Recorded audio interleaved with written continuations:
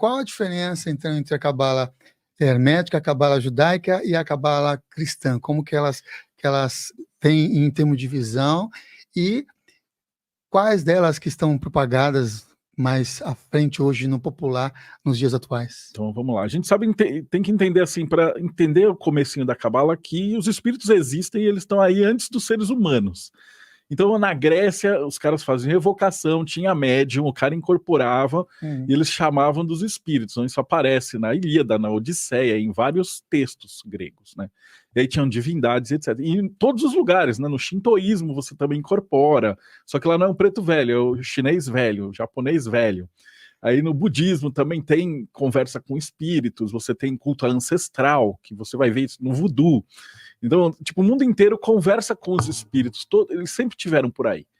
E o pessoal estava tentando entender isso, né? Então a cabala, ela começa mesmo oficialmente, né, junto com a escrita. Então começa lá no Egito, no livro dos mortos egípcio. E aí você tem em paralelo um livro tibetano dos mortos, que fala mais ou menos a mesma coisa, só que com outros, fora de ordem. E aí eles nunca se contactaram, essas culturas, né? E o livro egípcio dos mortos, ele tinha como você deveria se portar na sua vida para você ter uma boa morte, né? Aquele lance de pesar o coração e a pena, no simbolismo. E aí esse é o ponto de início. E aí você vai partir em 3 grandes ramificações ali. Então você tem a cabala judaica, que sai pelo Moisés, né? As religiões abraâmicas. E ali você tem os 10 mandamentos, que são jeitos de você colocar as 10 esferas, que a gente vai conversar depois. E aí toda aquela cultura judaica que vai a partir daí. Então ela segue, vai seguindo de boca a ouvido. Então você pega a Torá, você pega, que é o Velho Testamento, né? Depois que a gente vai entender a cabala cristã. As letras hebraicas, que são códigos, né? Então quando a gente fala meditação de nome de Deus, as letras do alfabeto de Deus, acho que o pessoal curte, né, que tá aqui. Que elas não são fonemas como o latim, que era vulgar.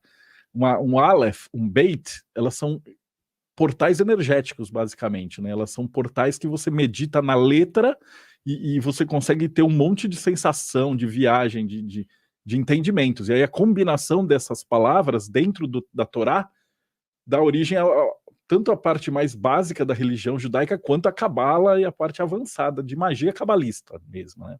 Então essa é uma ramificação. A outra é Pitágoras, como você falou. Então isso vai para os gregos, e os gregos tinham uma outra pegada, eles eram politeístas. Então, enquanto para os judeus você tinha Deus lá em cima, né? Depois a gente vai ver o desenho da árvore da vida, a gente vai ver que tem Keter lá em cima, é uma bolinha branca, e tem a gente lá embaixo numa bolinha marrom. E a gente vai receber essas emanações, né? Então Cabala quer dizer receber. Então Deus vai fluindo, e aí você tem os vasos, e aí essas emanações vão vir na beleza, na sabedoria, na inteligência, etc. Para os gregos, eles eram mais pragmáticos e mais intelectuais. Então, para eles, existiam uma pluralidade de deuses, né, múltiplos deuses, e a natureza era o divino. Então, eles tinham um deus da sabedoria, deus da saúde, deus da inteligência, deus da beleza, deus da força, deus da guerra, etc. Então, não eram emanações que estavam inerentes do ser humano vindas de Deus, eram entidades. E eles tinham uma coisa bacana que chama teatro. Então o teatro era originalmente um ritual, então você assistia uma peça de teatro, você via essas entidades, esses deuses acontecendo, e aí você aprendia alguma coisa. Né? Uma peça que eu adoro dar de exemplo é, por exemplo, você vai falar de arrogância ou de respeito aos mais velhos. Para os judeus, você vai ter umas passagens da Torá que falam disso, você medita, tem as letras, você entende que o mais velho tem mais experiência, você tem que entender, tem que respeitar, eles falam alguma coisa e tal, etc. Então você medita e introspecta. Para os gregos, você assiste aquela peça, né, do Ícaro, que ele está preso com o pai do Minotauro, o pai constrói as asas para ele, fala, você voa, mas, cara, não voa perto do sol. E a hora que ele sobe, ele fala, meu pai é idiota, eu sou muito melhor, eu posso, eu faço e tal. Sobe perto do sol, derrete a asa, cai e morre. Aí o que acontece? A gente olha essa peça e aí a gente introspecta, a gente medita, olha só, tem que respeitar o mais velho e tal. Então são 2 caminhos para a gente chegar mais ou menos na mesma final, né? Moral da história. E a terceira parte, que é o Ifá, né, o pessoal esquece que o Egito fica na África, né? Ele desce com a rainha do Sabá e passa ali nas regiões tribais e vai dar origem ao culto dos orixás. E aí você vai ter contos, né? Então você vai ter o conto de Xangô, o conto de Ansan, e aí tem milhares de contos, né? Que um orixá encontra o outro, aí um casa com um encontra na rua, um mata um não sei quem, um é agressivo e arrogante, aí ele perde tudo, né? Tem um conto do Xangô que eu adoro, que ele fala que ele era tão grande, tão poderoso, que ele batia em todo mundo e derrotava todo mundo. E a hora que ele derrotou todo mundo e matou todo mundo, ele conquistou o território, mas todos os generais bons estavam mortos. Ao passo que depois ele se torna um diplomata e ele fica amigo de todos e transforma o inimigo em amigo. Então, tá vendo? Você vai passando a mesma história com várias passagens diferentes. Então, você tem uma que é meio ortodoxa, de meditação, uma que é intelectual e de assistir peças de teatro, que é a que a gente bebe do Ocidente, né? A gente vê filme, livro, cinema, vem tudo do teatro grego. E você tem os contos xamânicos, tribais, que estão ali em volta da fogueira, os anciões contando essas histórias das forças da natureza interagindo. Pô, que beleza. Então aí a gente já tem as três, né? A cabala cristã vai surgir bem depois, porque a grega vai virar romana, a romana vai passar ali para a Europa e vai misturar com os vikings, com os visigodos, godos, e toda aquela monte de divindade, e aí vai vir a igreja católica. A igreja católica, a gente sabe o que ela faz, ela pega todos os índios, todos os povos, e ela vai trucidando e vai substituindo os deuses por santos. E aí chega uma hora, depois aí vai ter cruzada, vai ter muçulmano, né? Dentro do muçulmano, você vai ter o sufismo, que é também essa parte altamente espiritual, que bebe da cabala, né? Se a gente vai ter 10 esferas, a gente fala que tem 99 nomes de Alá, que é 10 vezes 10, é uma árvore dentro da outra árvore. Então Alá é 99 e nós somos um. Que bonito também. Isso é sufismo, isso vai beber também, é a mesma coisa, né? Veio tudo da mesma fonte. E aí, depois tem as cruzadas e tal, tem briga com o muçulmano, e depois a cruzada fica na Europa. Eles perseguem os cátaros, e aí começam a perseguir os judeus. E aí a galera precisa se converter, ou ir para a fogueira.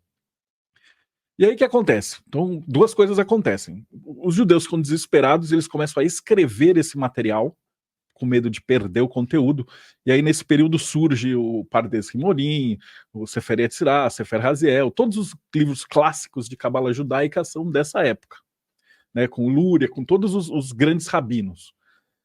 E ao mesmo tempo os estudiosos cristãos pegam todo esse conhecimento, adaptam do Velho Testamento e colocam nas imagens, e aí a gente tem o que a gente chama de renascimento cultural, que com esses grandes mestres dessas ordens secretas, né? Leonardo da Vinci, Michelangelo, e todos os grandes pintores, escultores que pegavam esse conhecimento, escondiam nos quadros e colocavam. E o pessoal demorou séculos para descobrir, né? Tem um livro que fala da Capela Sistina, que tem uma dissecação de anatomia escondida na Capela Sistina. E tem uma árvore da vida inteira desenhada na Capela Sistina, só que está disfarçada de versículos da Bíblia. E aí, quando você olha as fotos, é um negócio impressionante, porque aí tem o anjo lá, ele está parado assim, e ele está apontando para esse lugar. E aí, do lado, tem um outro anjo que tem um pano, e esse pano, se você olhar no livro de anatomia, ele é um músculo. Então, é fantástico esse trabalho. Eu não vou recordar agora o nome desse médico, tem um livro famosíssimo publicado que ele vai dissecando, que ele era um anatomista, que foi visitar e falou, peraí, e estava escondida aos olhos de todos, e tem tantos segredos nesses quadros, né? É uma coisa fantástica, né? Uhum.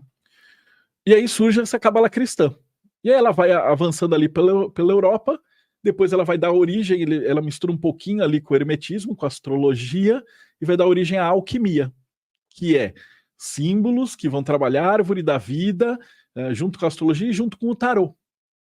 E aí o pessoal de tarô pergunta, o que é um tarô, então? O tarô é para o jeito de você aprender a usar essas 22 letras. Eu brinco e falo assim, sabe quando a gente é criança, agora que você está com os filhos, você vai ter, não tem aquele livrinho que está lá, A de abelha, e tem uma abelha desenhado, B de bola, C de casa.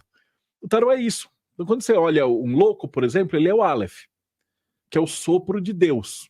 Então o louco ele é como? Ele tá voando, tá andando num precipício, ele tem uma trouxinha, ele é aquela criatividade divina que paira sobre todos os humanos, ou seja, a criatividade criadora divina de Deus. Então o louco no tarô ele é o quê? Origem, início, ingenuidade, beleza. Ele tem todos os atributos de um sopro divino. Aí a letra Beit é o mago. O mago não, ele é centrado, ele faz, ele acontece, ele é o perfeito, ele é o operador, ele é o cara que tem o domínio. O Beit, no hebraico, é casa de Deus.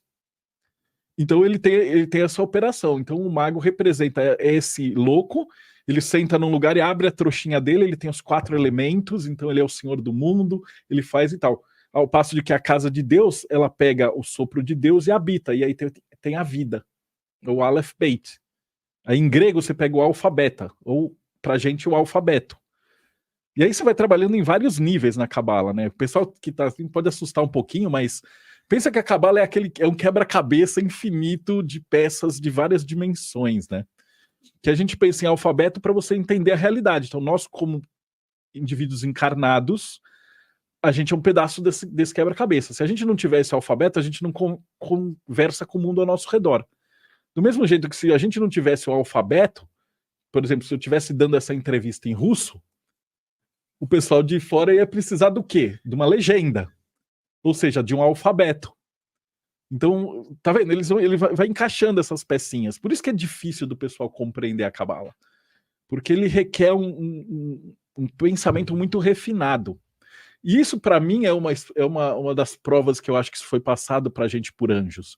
Porque o negócio é tão complexo, tão refinado, e ele se encaixa com a nossa realidade psicológica humana de um jeito tão bonito que é difícil de acreditar que os beduínos no meio do deserto 6.000 anos atrás criaram uma parada dessas, né? Uhum. Então eu tenho por mim, né, obviamente você não tem como provar nada disso, de que realmente foram os anjos ou os espíritos tal que passaram a Cabalá para os humanos.